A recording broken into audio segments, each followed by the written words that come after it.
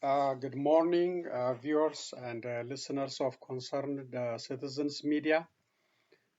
Thank you again for joining me. I always appreciate your presence.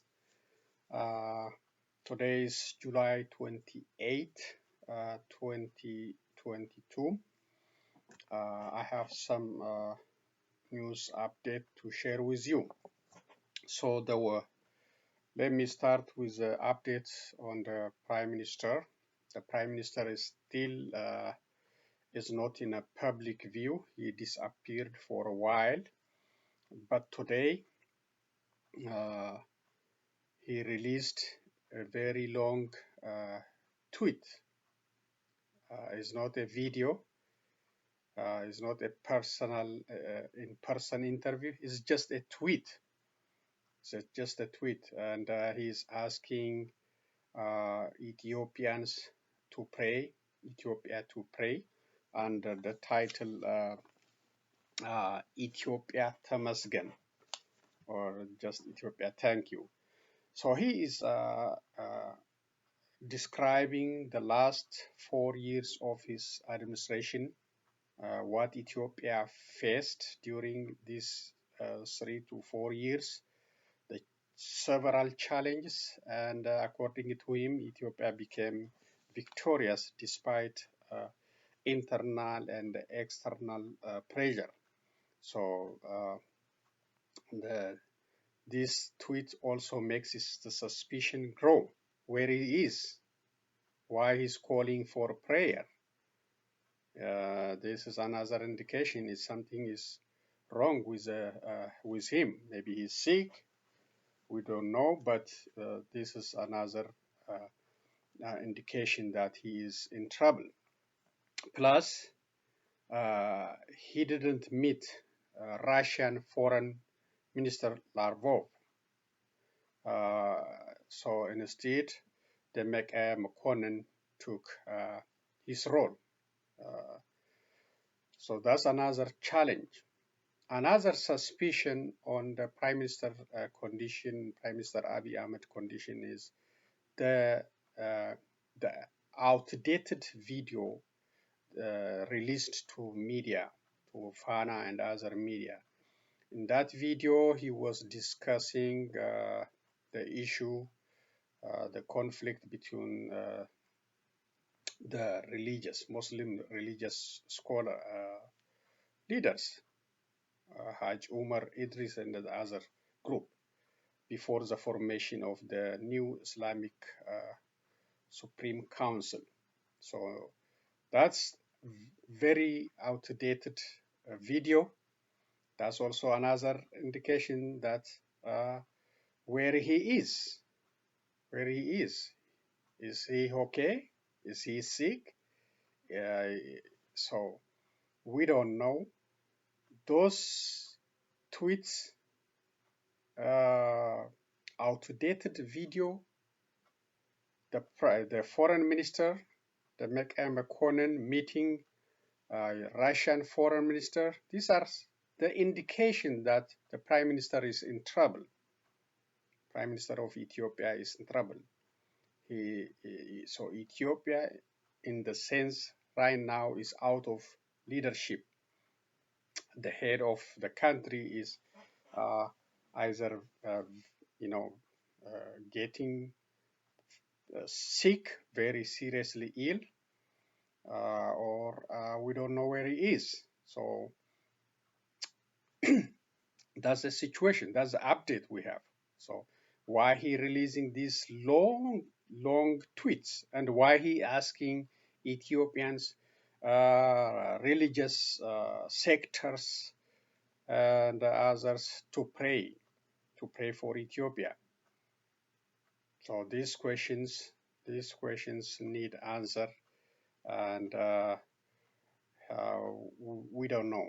We don't know why he was asking all these prayer, why he's sending those long tweets, why he is absent, uh, in meeting the foreign minister of Russia, why he's releasing those outdated videos. So we're just waiting to hear from him if he's still alive and if he's still, leading the country. The other is the ongoing war uh, in Oromia uh, continues, and the Oromos suffering continue. Innocent civilians killed, houses burned, and the Prime Minister team refused to settle this issue in a peaceful manner with oil fighters. So people are still suffering. Oromos are still suffering, and the international media is not covering what is happening in Oromia. So these are the update on Oromia and on the update on the Prime Minister's condition. He is hiding somewhere or sick, or we don't know if he's playing the same game like Isaias Afwerki of Eritrea, or if he's seriously ill. But those indications, being absent from the in stage, these are the indication of he is in a very serious challenge. Okay, let's continue with a couple of news I shared from Addis Standard. Let's start with one. This is good for Ethiopia. US gives Ethiopia additional 488 million as millions reel from drought. The United States announced today that it was providing an additional 488 million in a critical humanitarian assistance Ethiopia as an historically unprecedented drought threatened the survival of more than 8.1 million people. The announcement came as the Ethiopia Human Rights Commission called yesterday for immediate intervention, especially in neglected and drought-ravaged Oromia, Somalia regional state, and asked the government to make informed announcement on the extent of the devastation caused by the drought. Communities across southern and southeastern Ethiopia are experiencing the worst effects of the 4 back-to-back drought seasons. Farmers are experiencing widespread crop losses, and 2.5 million livestock deaths have been reported, a significant loss in source of food and income, the United States said. Speaking to local media, Ambassador Tracy Jacobson, charge d'affaires of the US Embassy, stated that the drought Ethiopia is experiencing is the worst in recent history of the country, based on her trips to drought-affected area in the east, particularly in the Somali region. The assistance of the 488 million US dollar would reach some 4.8 million people out of the total of more than 8.1 million Ethiopians affected by the drought, Sean Jones, USAID Mission Director, said. According to him, with the latest support, the engagement by US has now reached more than 668 million US dollar this year only, and about 1 billion US dollar in the past 2 years. Director Jones also added that the funds would be directed into primary areas of emergency food assistance and providing life-saving nutrition for malnourished children. For children, the drought is taking a toll on their ability to get an education, as nearly 650,000 children are out of school and more than 2,000 schools closed due to lack of water. In some drought-hit areas, recent reporting shows a 51% increase in child marriage as families try to cope, reversing decades of progress made in combating child marriage across Ethiopia, according to the United Nations Children's Fund. A statement by the embassy said.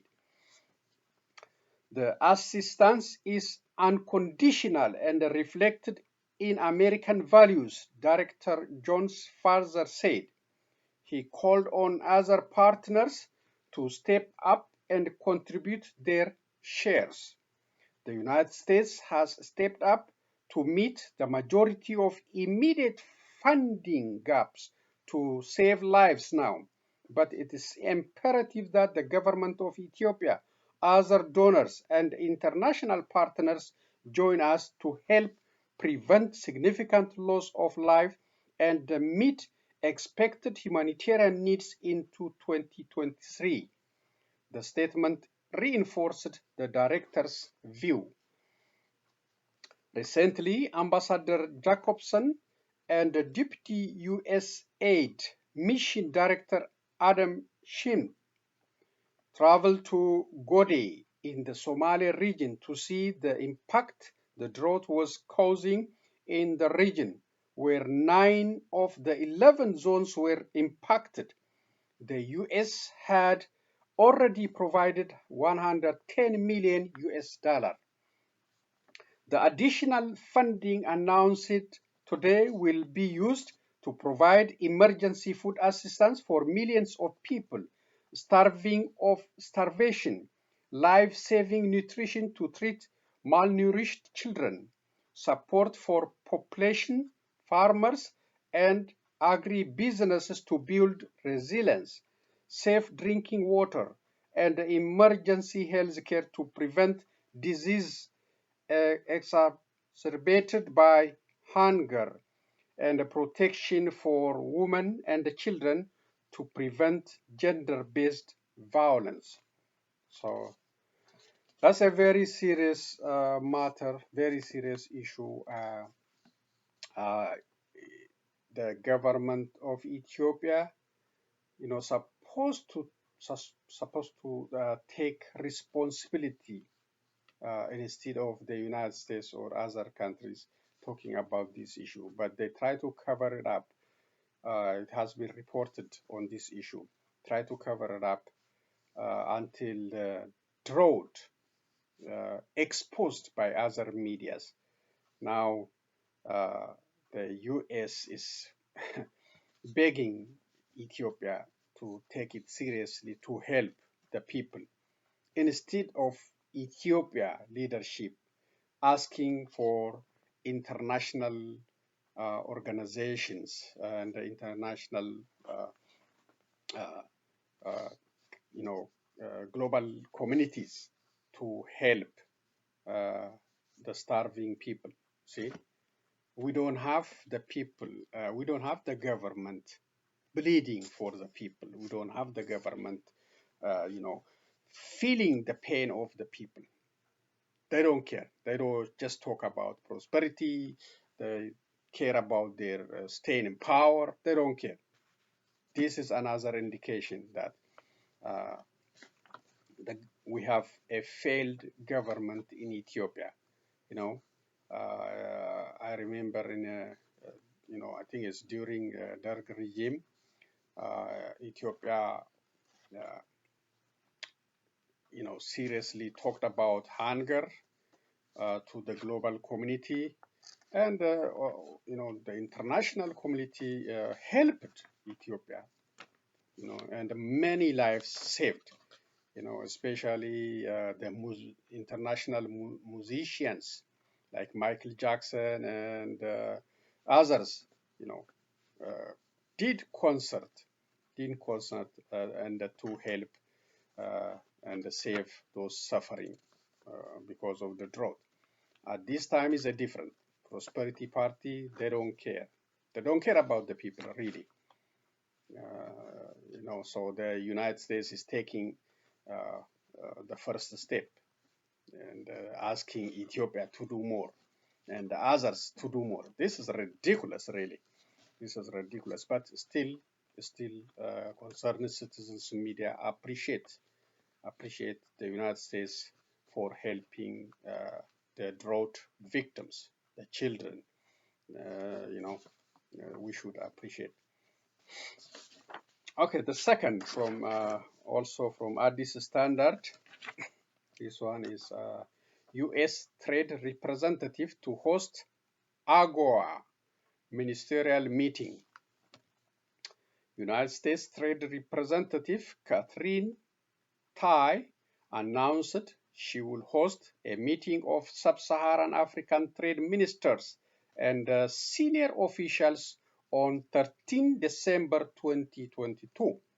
The ministerial meeting will occur during the week of the United States Africa Leaders Summit that President Joe Biden and Vice President Kamala Harris announced last week.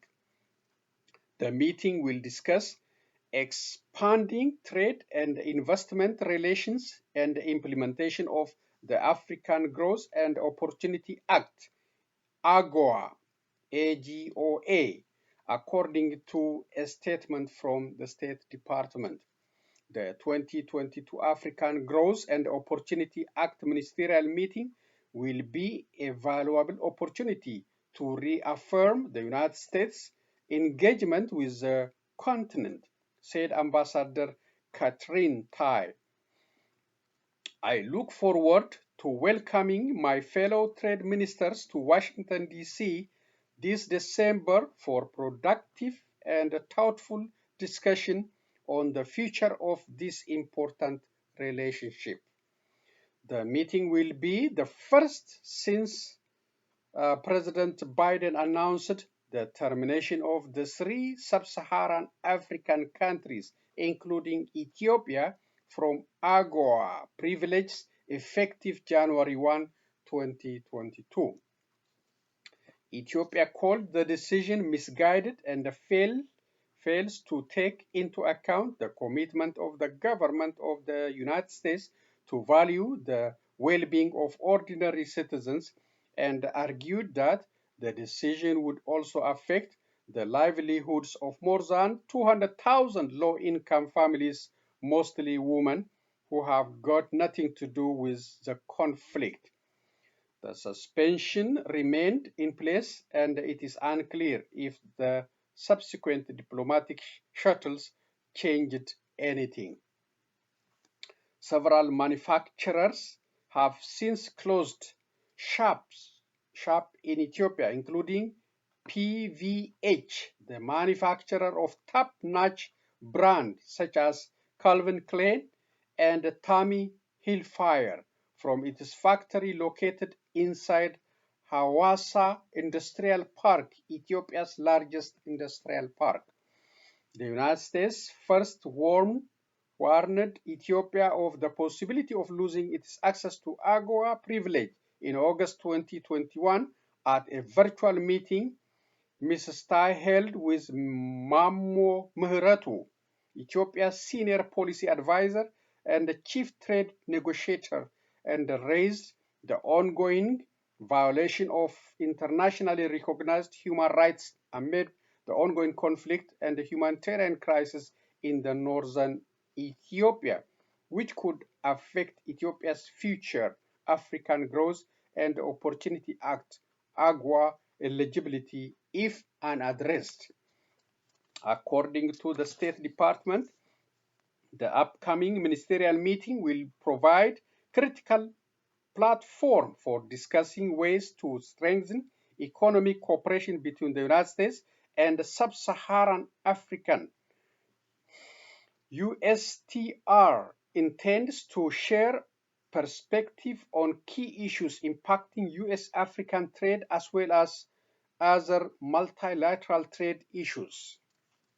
Following the December 13th ministerial, the next meeting of the annual United States Sub-Saharan African Trade and Economic Cooperation Forum, AGWA Forum, will be held in South Africa in 2023. According to data by the United States, since it was signed into law in May 2000, AGOA has served as the cornerstone of the hundreds of thousands of jobs, promoted regional integration, and enhanced Africa's export competitiveness. The program also has provided incentives to African governments to undertake key political and economic reforms. According to the US Census Bureau, total two-way goods trade with sub-Saharan African totaled 44.9 billion in 2021, most recent data available, a 22% increase from 36.8 billion in 2019. US outward foreign direct investment stuck in sub-Saharan Africa stood at 30.31 billion in 2021, most recent data available, a 5.3% decrease from 2019. So that is about the hope Ethiopia expects from this meeting in December 13, 2022, and the ministerial meeting with other African countries. So we'll see what's going to happen. This is about Russia-Ukraine war. This is a tweet from US Secretary of State Antony Blinken. This week, President Putin's war on Ukraine entered its 6 months. The costs continue to climb in the form of unimaginable deaths, destruction, and a global food crisis. All this because President Putin was determined to conquer a country.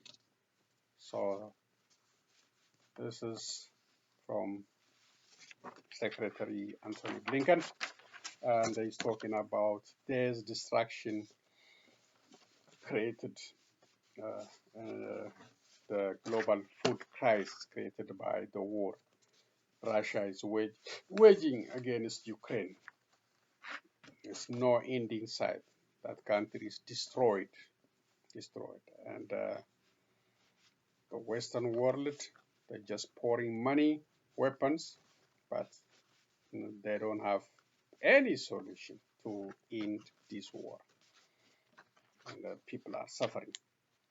And the Democrats might also suffer if this thing extended, if this thing continue, if this thing is not settled very soon.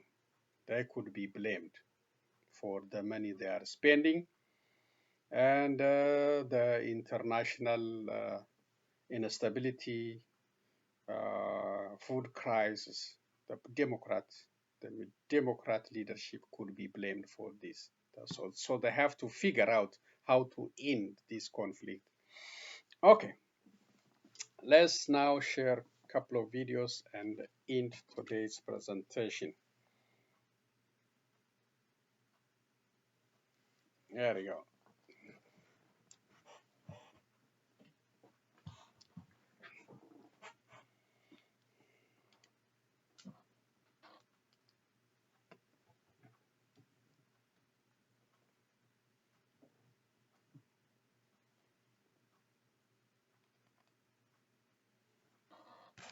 There we go.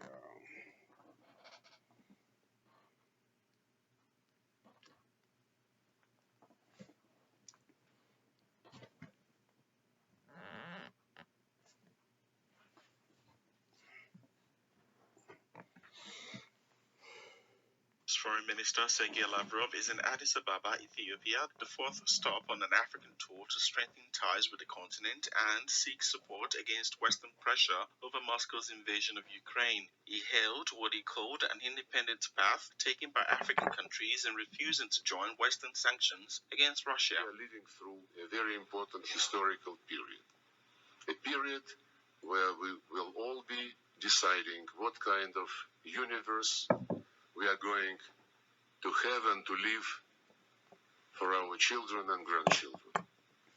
The universe which is based on the United Nations Charter, which says that the United Nations is founded on the principle of sovereign equality of states, or we will have the world where the right of force, the right of the strongest dominates. Lavrov held meetings with the country's president, Sali Workzadeh, and Foreign Minister Demike Mekonnen. Speaking on Wednesday, the Russian Foreign Minister criticized the reliance of the global economy on the US dollar. The reliance on dollar as the instrument supporting the world economy is not very promising, frankly speaking. And it is not by incident that more and more countries are shifting to using alternative currencies, shifting to use national currencies more and more, and this process will be gaining momentum. Lavrov is seeking to convince African leaders that Moscow cannot be blamed either for the conflict or the food crisis. Many African leaders have refused to condemn Russia's invasion of Ukraine. This brings us to the end of the... At Ross University School of Medicine, we feature a fully digitalized anatomy lab with a digital... And here's a reminder. Next week, debris from a Chinese rocket is expected to crash on Earth. No one knows where exactly. The debris belongs to the Long March 5B rocket, a Chinese rocket launched on the 24th of July. It was left in uncontrolled orbit. The rocket's booster stage is now headed back. You know what's worse? This is happening for the third time. Chinese rockets, or parts of them, have crashed back on Earth at least twice before, once in 2020, then again in 2021. Why is China being so irresponsible? And what consequences could its actions have? Here's a report.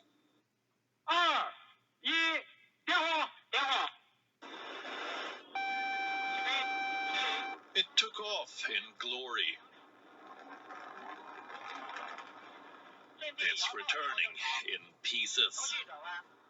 China's rogue rocket, the Long March 5B, is headed back to Earth. On the 24th of July, the rocket was launched in style from the Hainan province. It was carrying a module for the Tiangong space station. Once the job was done, China left the rocket's booster stage in uncontrolled orbit instead of making a controlled descent to Earth. The huge booster is now headed back, disoriented and disintegrated. How much does it weigh? 20 tons. Where will it crash? No one knows. The object will break apart as it enters the atmosphere. The debris could be scattered all over Earth. According to the Aerospace Corporation, the possible crash sites could be in the US, Brazil, Africa, India, Southeast Asia, and Australia. And how severe will the impact be? It's difficult to assess, but experts say the crash won't pose a risk to people, and yet it's a matter of concern. You see, this is the third time China has done this, left a rocket in uncontrolled orbit. In 2020, the first Long March 5B rocket crashed in West Africa. The debris caused damage but no injuries. In 2021, debris from the second Long March 5B rocket crashed in the Indian Ocean. It splashed harmlessly in the waters, but sent diplomatic shockwaves. Now, debris from a third Chinese rocket is headed towards Earth. Scientists the world over have had enough. They're lambasting China for failing to meet safety standards. also for violating international regulations on space debris. China is calling their complaints hype, and the media reports fabricated. The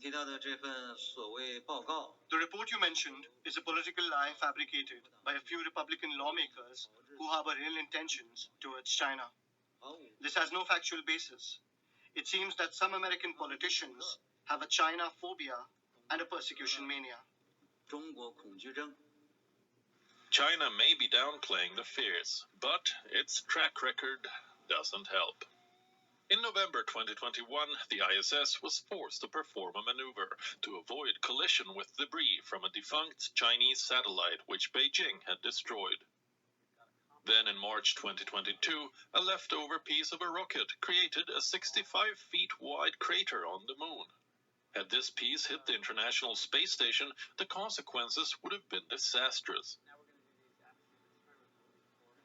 Scientists pointed fingers at China. Beijing shrugged off all responsibility. So what can be done to fix this? Nothing much, besides praying that Chinese debris doesn't land on our homes. Okay. WION is now available in your country. So thank you. So that's another scary thing, and say it could fall in the United States or Brazil or somewhere, we don't know. It's, and China say it's just a propaganda. It's nothing serious. Everything is good. So we'll see. We hope it will not be here. I hope it will be in a safer area if it comes down to the ground. So let me close by saying this. The Prime Minister of Ethiopia, Abiy Ahmed, not showing up this prestigious meeting with Russian Foreign Minister Lavrov. His absence right there is an indication of serious illness or serious issue which is not clear to the public. You know, if it's the United States, clearly the public has a right to know, cannot hide it. If the president or other, head of states has a sickness, operation, or something, they will sign to the next person publicly. But this is not happening in case of Ethiopia.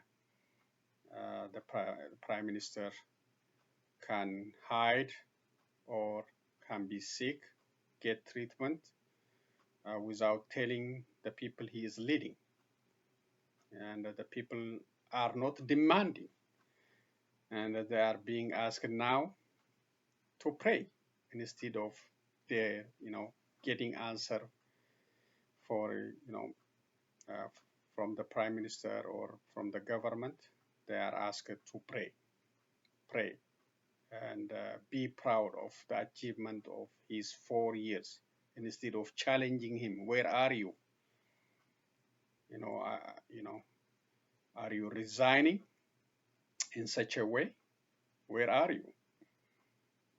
So that's a very serious one. So all the things I mentioned, releasing outdated videotape about he discussing with religious leaders, releasing very lengthy tweets today, and asking the people to pray, and his absence from this very important stage meeting with a Russian foreign minister as a very friendly country for his policy. These are the indication of he is in a very serious trouble. We follow it and we'll report to you. So that's all I'm gonna say for today. Thank you so much for joining me. Please be safe and so long, everyone.